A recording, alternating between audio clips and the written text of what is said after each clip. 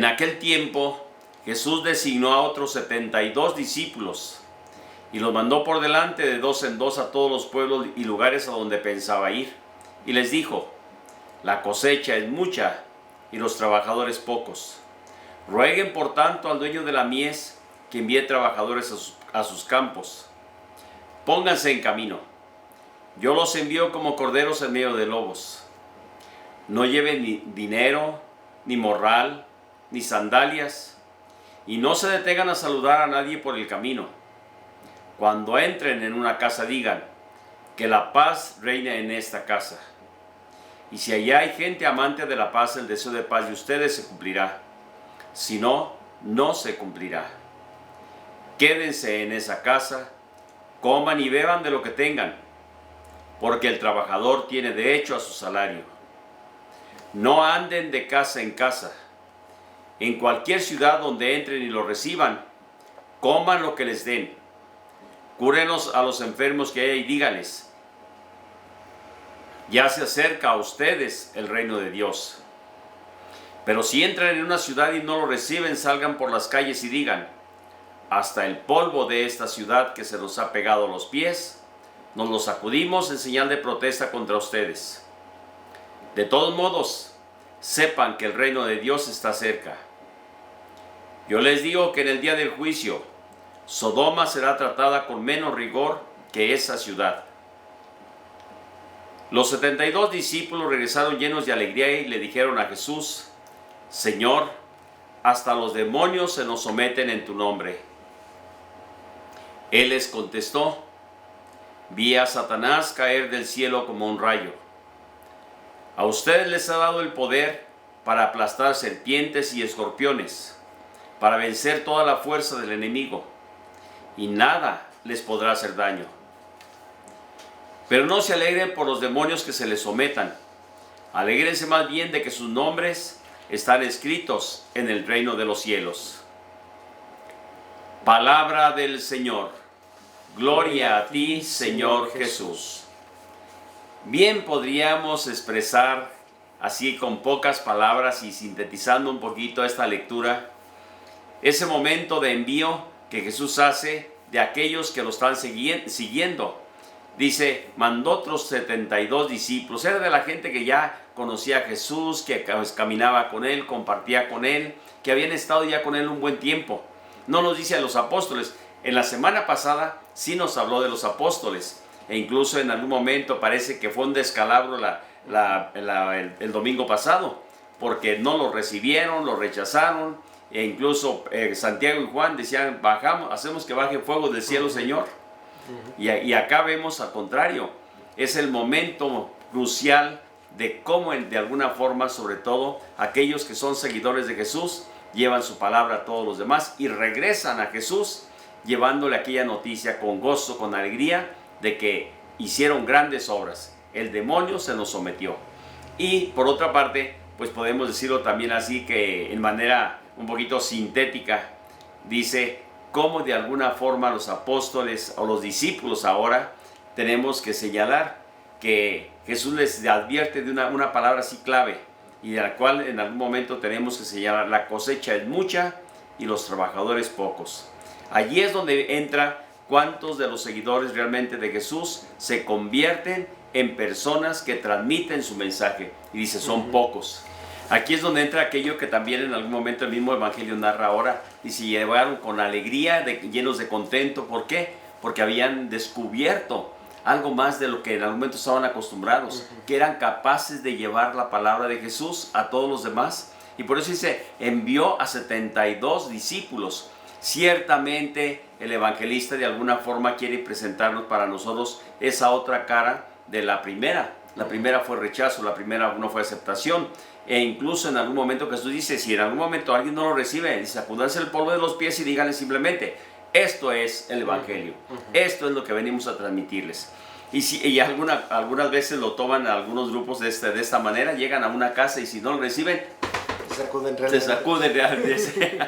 O sea, eso, y es para la iglesia, no es para cualquier grupo que se le antoje. Y aquí tú acabas de decir esto, esos 144,000 que en algún momento a veces nos presentan los números, son de alguna forma cabalísticos en el pueblo de Israel. Los números para el pueblo de Israel eran significativos y tenían un sentido propiamente de trascendencia, un sentido de en algún momento cómo Dios actúa e incluso en la misma naturaleza y a través de las cosas. Por eso, al presentarnos esta parte del Evangelio, un cierto número de escogidos, simplemente no nos da aquel momento para decir que eran especialistas, que conocían todo el Evangelio, que sabían todo. No, llevaban la gracia de Cristo y llevaban su mensaje, no el mensaje de ellos, el mensaje de Cristo, y por eso dice, en el momento venían felices, contentos, porque todo lo que habían realizado les había salido bien. Se trata también, por otra parte, que todo cristiano en algún momento está llamado para llevar a cabo esta misión y proclamar este mensaje de salvación en el que primero lo vive la persona. Ahora ciertamente estamos ya en el siglo XXI y en ese siglo XXI tenemos que en primer lugar reconocer cómo tenemos esa misión que Jesús dejó a todos sus apóstoles. En primer lugar a Pedro y a los apóstoles allá. En esa historia de los inicios podemos señalar cómo en aquel momento Jesús le dice, tú eres Pedro, tú eres roca. Y luego se señala, y sobre esta roca, no dice sobre esta roca como a veces algunos pretenden decir hacia sí, no. Tú eres Pedro, está hablando de Pedro, no está hablando de otro, ni de él mismo, está hablando de Pedro. Tú eres Pedro y sobre esta piedra y sobre esta roca voy a construir mi iglesia. Y los poderes del infierno no prevalecerán contra ella. Y no dice, si te equivocas, si te portas mal, entonces voy a hacer otro grupito que ahora sí me siga. Y si no, ese no me sirve, también voy a hacer otro grupo. Y así, una infinitud de grupos que hay y todos dicen que son la verdad. La verdad está solamente en aquel que recibió la autoridad y el poder de quien lo tenía. Y es Jesús que tiene la autoridad y tiene el poder para decir, tú eres Pedro, tú eres roca, a ti te doy las llaves para que abras o para que cierres. Y lo que abras en la tierra y lo que abras queda abierto en el cielo. Y lo que cierres en la tierra quedará cerrado en el cielo también. Es decir, te doy autoridad total. Por eso dice, a quien le perdonen los pecados les quedarán perdonados. A quien no se los perdonen les quedarán sin perdonar. Y son elementos que yo creo que tenemos que de alguna forma como cristianos primero que nada reconocer que somos discípulos, sí, pero tenemos que vivir aquello a lo cual sobre todo fuimos llamados. Y por eso podemos decir también, no hay rincón en el mundo que quede exento de la predicación de Jesús. La buena noticia de Jesús debe resonar en todo el mundo, en el mundo entero. Jesús no es un patrimonio ciertamente de un pueblo, de una nación, de una etnia o de determinado tipo de gente. No, Él es para todo el mundo, por eso se llama Iglesia Católica. Es universal, es para todos los hombres, no es para este grupito que se siente el privilegiado y el santo y el único que se va a salvar. No es cierto. Acordémonos lo que ya hemos dicho en otras ocasiones aquí en estos programas, cómo de alguna forma centremos la persona de Jesús en el centro y luego hagamos esa vamos a decir, ¿cómo se le llamaría? Como esa espiral. Como esa espiral, desde el centro ir abriéndonos hacia afuera. Y todos van a alcanzar desde la salvación de Jesús. ¿Por qué? Porque Jesús vino para todos los hombres. Pero ciertamente la mayor verdad estará más cerca de aquellos que estén más cerca de Él. La menor verdad estará quienes estén más alejados de Él. Es como el sol. Así es. Dice, entre más cerca estés de Él, más te calienta. Entre menos cerca de Él, menos calienta, estará más frío. De la misma manera, un poquito, nomás de manera, pues estoy hablando un poquito figurada, como de alguna forma, sobre todo, tenemos que entender que la misión del cristiano es esa. Vive tu vida cristiana, asume tu compromiso y tu responsabilidad como tal, lleva el mensaje de Jesús, pero primero vívelo. Yo les digo siempre a los matrimonios y sobre todo en el sentido de los del bautismo, papás, padrinos, ustedes que vienen para que sus hijos sean bautizados y entren por la puerta grande en la iglesia, y ustedes mismos se la cierran, que no viven ustedes ni siquiera los sacramentos. Los papás, los padrinos, y me encuentro yo, el día de ayer estaba pensando, antier, estaba pensando, y ahora sí tengo el 100% de matrimonios. No, que me llega el último, todavía uno me falló. Me quedé con 75% de casados y el otro no. Pero el miércoles, el 100% no viviendo su vida cristiana como matrimonio. Dice uno, bueno, ¿qué pasó? Vienes a traer a tu hijo a un sacramento y quieres que él viva los sacramentos, pero tú no lo vives. Como padre de familia es una responsabilidad. Por eso podemos decir que en alguna forma lo que sí extraña aparentemente a Jesús, que diga que los obreros son pocos.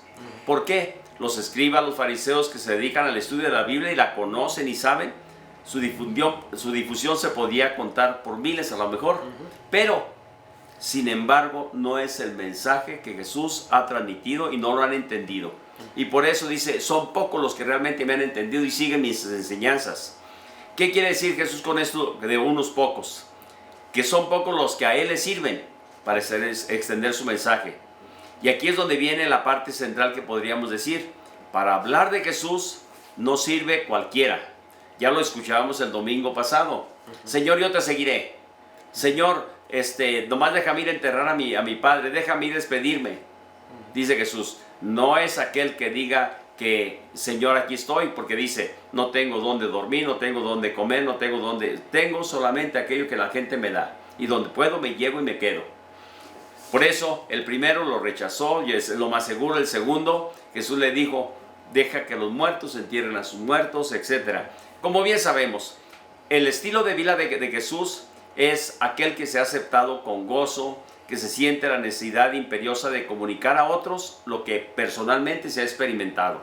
Y esto, si no lo entendemos así, si no lo vivimos, es lo que hemos dicho en más de alguna ocasión. El cristiano tiene que tratar de vivir. No quiere decir con esto que ya es perfecto.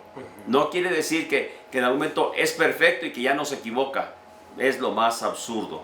Como humanos tenemos que ir, sobre todo siendo conscientes de nuestras debilidades. Por eso dirá el apóstol Pablo, llevamos nuestra vida espiritual, nuestra vida cristiana, dice, con vasijas de barro, que tenemos que cuidar con mucho detalle para evitar que en algún momento se nos rompa.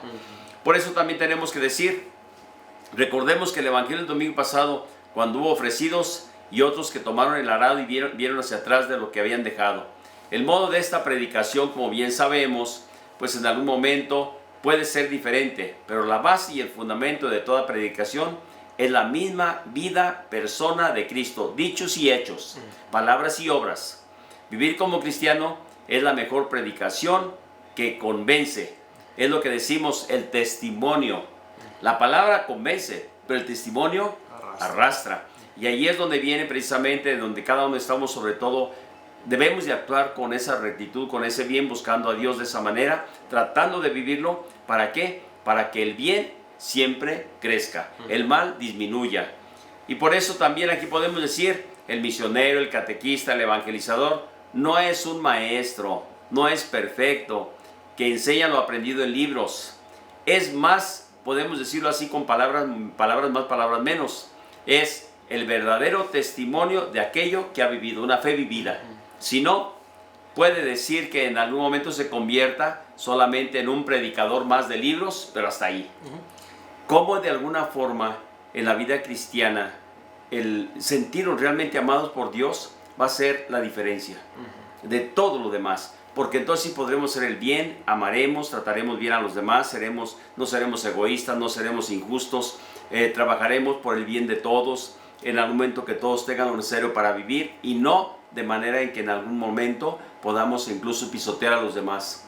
Allí es la diferencia. El amor realmente es lo que hace la diferencia entre un verdadero cristiano y uno que se dice cristiano. Sí. Ese es uno de los grandes retos que realmente tengamos que de alguna forma mirar.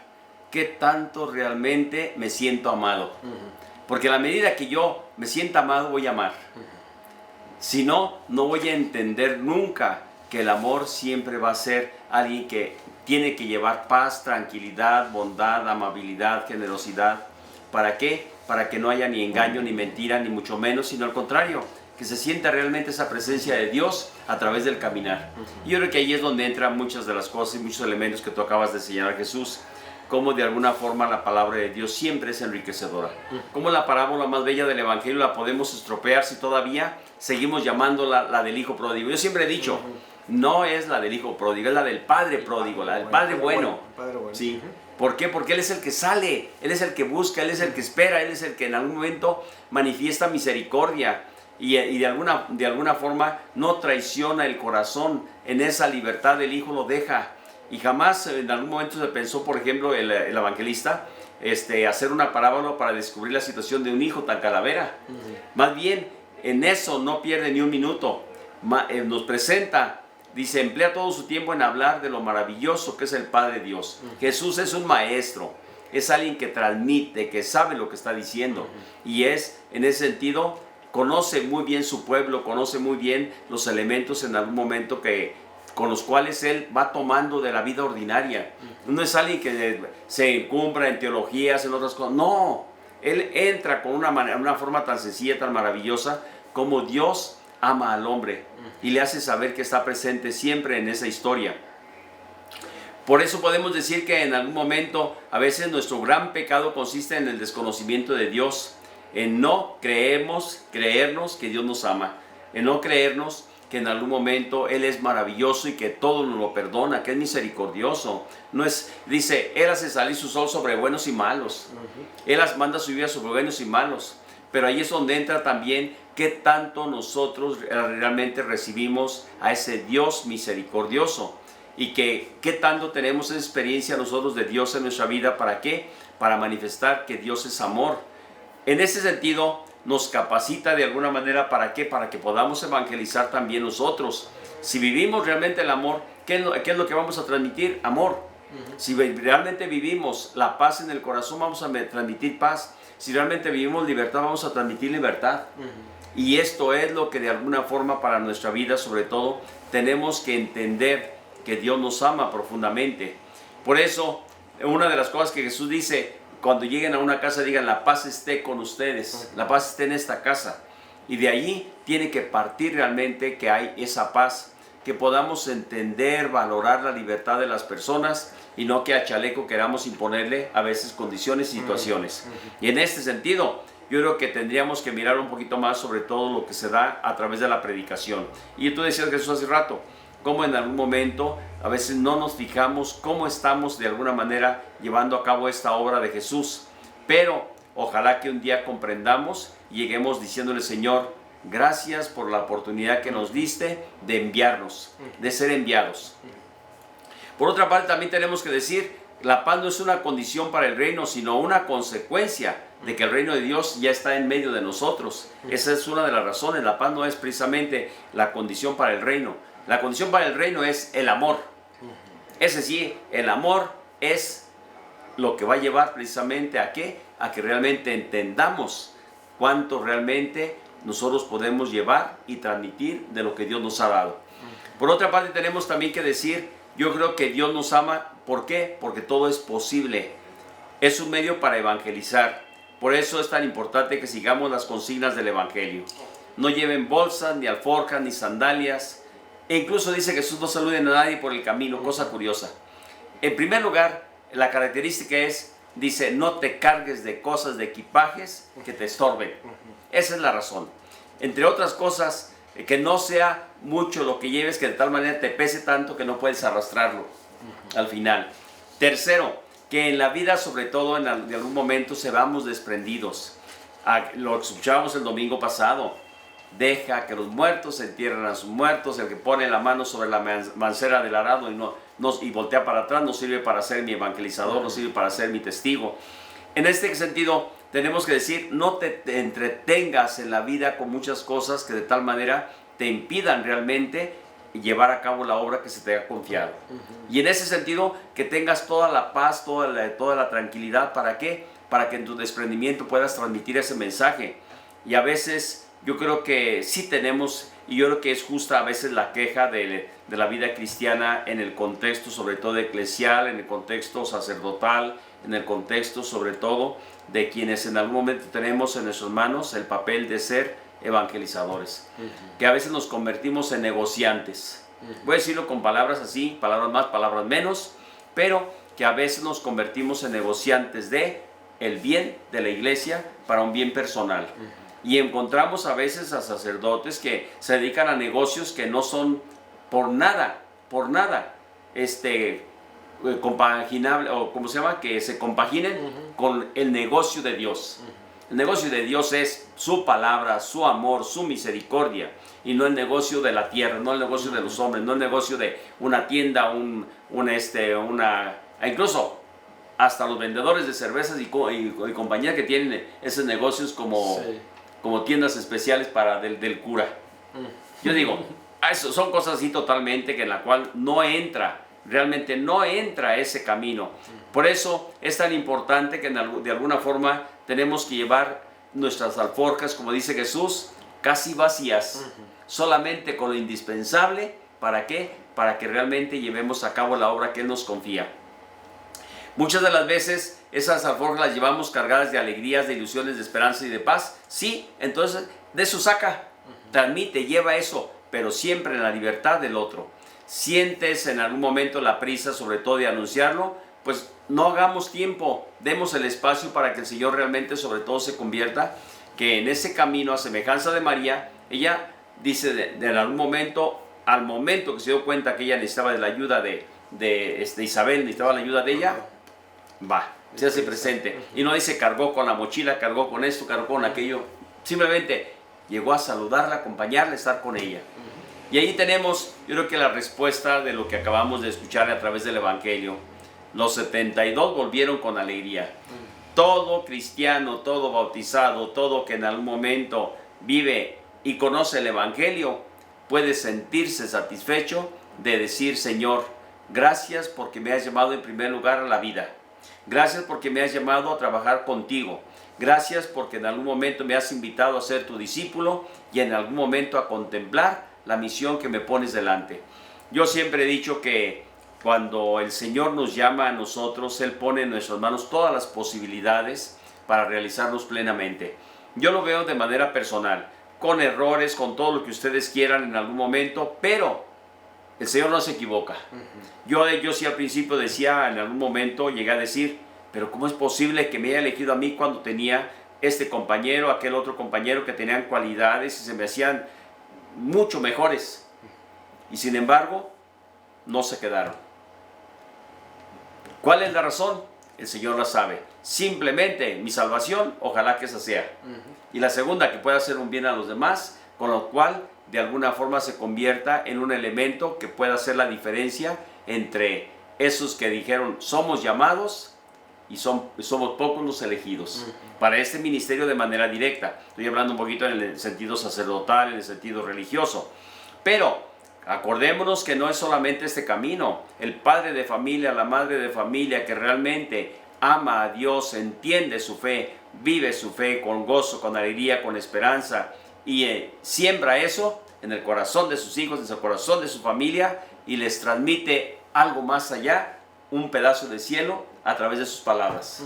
Cómo la palabra de Dios se convierte realmente en ese motivo para sentirnos de una manera muy especial elegidos para llevar a cabo esta obra que en algún momento sobre todo ha puesto en nuestras manos, como hijos de Dios, como cristianos, como sus seguidores.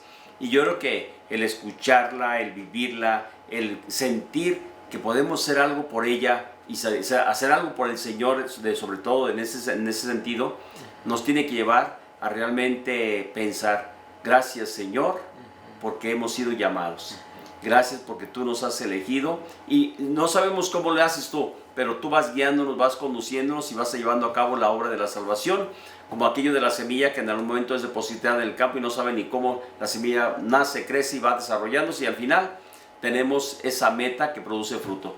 De la misma manera, la vida cristiana. Yo creo que podemos hacerlo de esa forma y sentirnos realmente de que Dios está con nosotros, que nos acompaña y que en ese proyecto de Dios, pues la palabra tiene que crecer en la vida de las personas, que tiene que crecer sintiéndonos que somos amados de Dios, sintiéndonos que somos amados también de la iglesia como madre, sintiéndonos que realmente María nos acompaña y que Jesús nos precede posteriormente sobre todo, y va adelante y va detrás. Va como maestro guiando y conduciendo y va también en algún momento llevando a cabo lo que en algún momento no realizamos nosotros bien, Él lo realiza.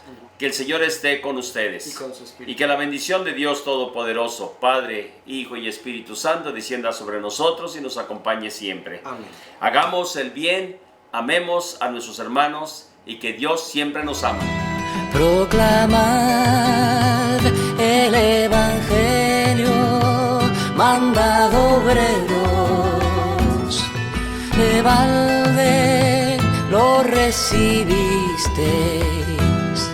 por eso dadlo de balde, mandad obreros, porque la mies es abundante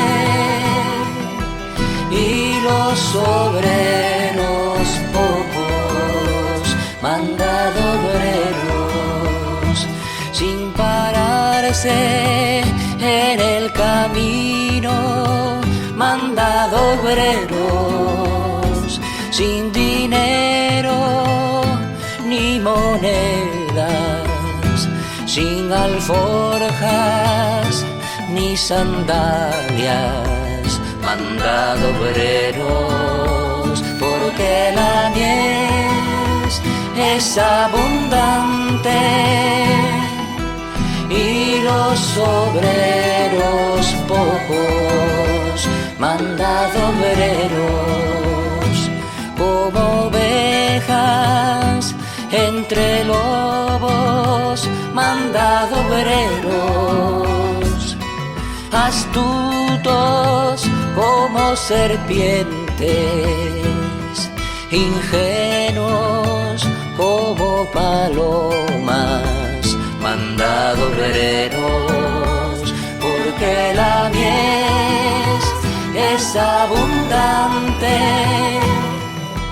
y los obreros pocos, mandad obreros, por mi causa seréis odiados, mandad obreros, denunciados, perseguidos, entregados, torturados, mandad obreros, porque la mies es abundante